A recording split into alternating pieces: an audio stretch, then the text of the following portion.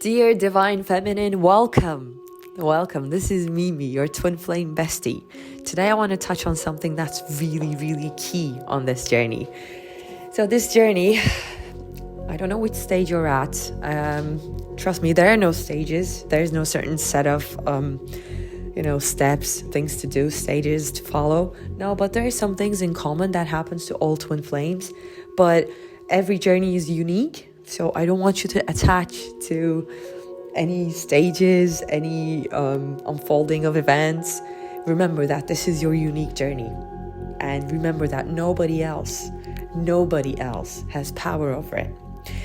That's why this journey is really you stepping into your power, your sovereignty, your light, your beauty and everything. But as you do that, you're going to see that whatever has been blocking this is going to come up to the surface. And it's not going to come up nicely, gently. It's going to come up in maybe trauma responses. It's going to come up in the form of the biggest fears and lack and shaking anxiety and just feeling worthless, feeling abandoned, feeling betrayed, feeling this huge lack of the money, time, lack of resources, lack of whatever, you name it.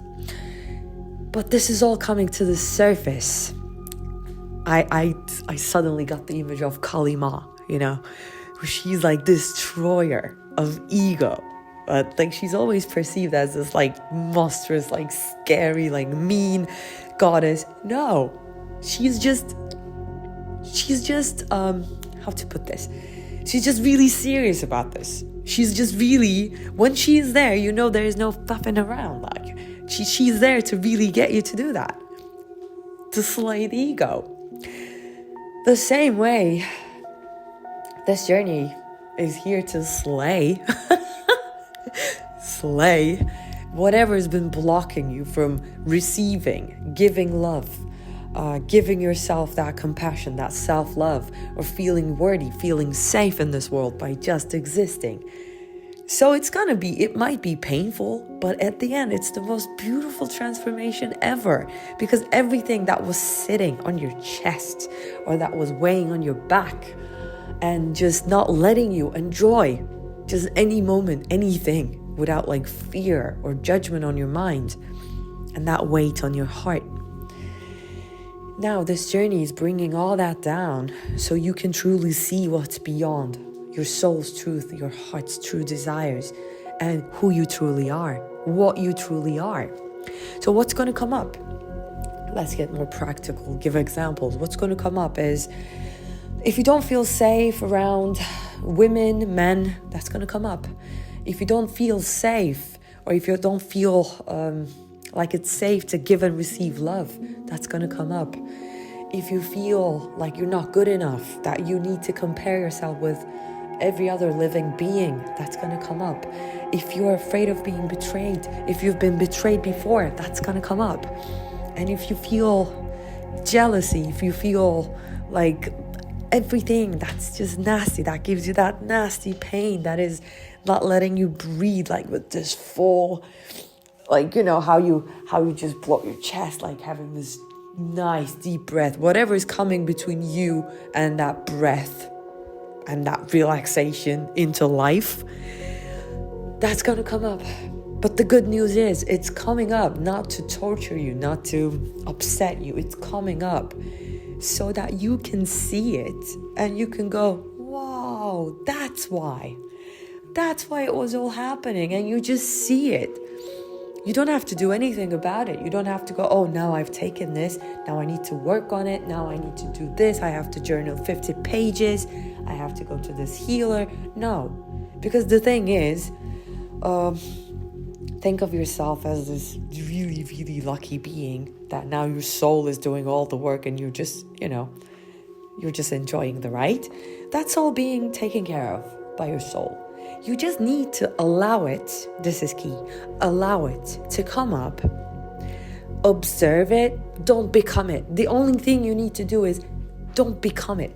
Whatever is surfacing, whatever is coming up, whatever nasty feeling, fear, and anxieties coming up with destructive, intrusive thoughts, just stop there. Don't let it take over. Don't let yourself become the emotion. Don't let the mind identify with the emotion or expectations or outcomes. Just stay as the observer. It won't be super easy at first, but trust me, this is your natural state. It's not judgment, it's not fear, it's not anxiety. Natural state is just observing, is just being with that lightness. But this lightness is not weak. This lightness that this journey is bringing to your life is not, this brings up a beautiful question that I hear everywhere. It's like, is union boring? If I rephrase it, it goes like that. I saw some questions, and I've been asked this question an awful lot. Does being in a Zen state with your twin flame, does that mean that you don't desire them anymore? Does that mean that you don't love them anymore? Or is it just, this is the mind speaking and asking those questions? Because the mind needs to attach. The mind needs that turmoil. But the soul does not. So that fear rising, that is telling you that it's going to be boring when you don't desire them like that, like with that yearning and wanting and all of that. Where does that question come from? It is coming from a part of the mind that has not experienced that peaceful, that light, but super strong and grounded, that unconditional love, that beautiful state of inner peace, inner union, which is a condition to bring outer union, by the way. You cannot bring outer union. You cannot cheat this journey. You cannot go, I'm in inner union now, so I have my union, and then I'll work the other stuff through. No. And you're going to be thankful it's not that way. Because what's going to happen is every time you think you master this journey, like you're over it now, like your twin should be like around the corner, like they're going to call any minute, it's not going to work like that. And don't be discouraged when it happens. That means there's just more work to do. There's just more to come up and just be released, and that you just need to surrender to the flow and just enjoy the ride. This is like this huge cleanse where everything that's stuck, everything that's keeping you from aligning with your soul and your truth and living a full life, it's just they're taking out one by one. But at the beginning, the mind is going to go, no, I don't care about all that. I just want my divine masculine. When they're here, everything's going to be fine. But it won't. It won't. Because if they came back, if you don't balance the energy, if the energy is not balanced, if the healing has not taken place, you cannot keep that state. There's going to be triggers, and it's going to go back to how it was before. Separation, maybe reunion, then separation, then reunion. Or for some twins, it's just like full-blown separation. For others, it's just in and out. And you might think one is better than the other, but, it's the same thing at the end. You need to balance. The shared energetic field. So you have to give your twin and yourself the ground to actually come into that union state. But now imagine it as a battlefield. Imagine there are walls between you. Imagine there's just that's the thing. It's not about free will. Oh, this is going to be a long video. Maybe I should make a separate one on what I'm about to say. Sometimes I see comments that go my twin flame is they're still not getting this. They're still not showing no signs of healing or understanding or whatever. So I'm just gonna. The thing is, they are you. They are you. But the more you continue seeing them as a separate being, they're doing stuff to you or being rude to you or being being like they just don't get it, like they don't understand we're meant to be together, and like, how can they do this to me, like they're still talking this way, doing this. It's not going to work, because if you're still seeing them as separate to you, that means you're in separation consciousness. And guess what doesn't bring union? A separation consciousness. So what you need to do is let the soul do the work. Because if I told you now, stop seeing them as separate to you, maybe it's not going to happen in a day. But as you really internalize this, as you walk through this journey, which again, your soul is doing the work in the realms, you're just trying to keep up with it. The mind is just trying to keep up with it, because what you think you are is not what you really are. But the mind is going to cloud your judgment and say, you're this person, you're this job, you're this title, you're this whatever, label you want to put there. You're a twin flame. Your mind is even going to use the label twin flame, because that's how it operates. And it's not because it's bad. It's because that's how we function in the matrix. Your mind is beautiful when you're dealing with finances, when you're, just name it, 3D stuff that you need to do to survive. That's wonderful. But when it comes to this journey, the mind is just clueless. It's just clueless. So what needs to happen is you got to give the lead to the soul.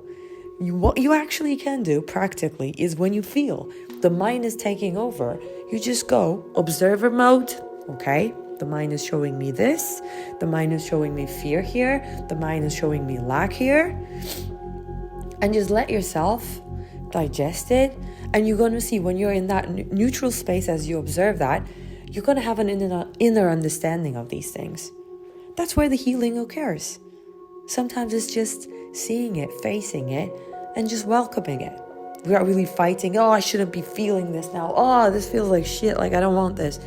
No, it's just keep still, let it rise, see it for what it is, and release it. Don't hold on to it like as if you're holding off a life. Because you see so many people, even in like spiritual circles, and they're like talking about healing, and it's just, you get this feeling that it's just this never ending, this weird energy that is always, it's almost as if like they're attached. They're obsessed with the state of not being healed enough. There's always pain, and it just feels like they're holding on to this pain. That's not true healing. That's not obsessing with healing. That's not obsessing with what's not there, and what's lacking, and what's creating fear. It's about creating that safe space of compassion, light, and love, where you can actually see your fears and just let them go. Don't hold on to them. Let them go. They don't belong to you.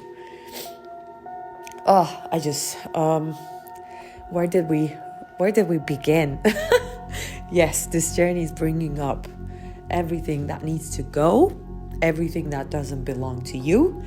And it's not an easy process, so give yourself the space and time, and just remember, whenever you feel like you're just spiraling, bring it back to soul. Go out in nature, do things that will bring you back to soul, create some time for yourself, and give yourself that stillness. If you need more help and support, I invite you to check out my website. There are programs for detox, one-on-one coaching, and the Twin Flame course, which is just like my baby. It has everything you need to know. It's like a toolbox. Of course, it is you who will make the choice of staying in whichever timeline. But every single second, you have a choice to pick the higher timeline or the lower timeline. If you stay in the mind and obsess and see your divine masculine as a separate being, and just going on with this story and this label of twin flames, trying to figure out the journey, talking to other twins and trying to get that's going to keep you stuck. This journey is about you getting your wings and fly. It is you flying It is you claiming those wings and just going, woohoo! It's not about you just, searching the internet for answers. It's not about you being triggered because some girl in Arizona had like her twin done something and then now they're talking and it's like this, it's like that, but what your twin still hasn't, like, what? There are a million stories and there are a million people who claim to be experts and who just, I don't want to go there. Stay centered. Stay in soul. You got this. You got this. I'm sending you so much love.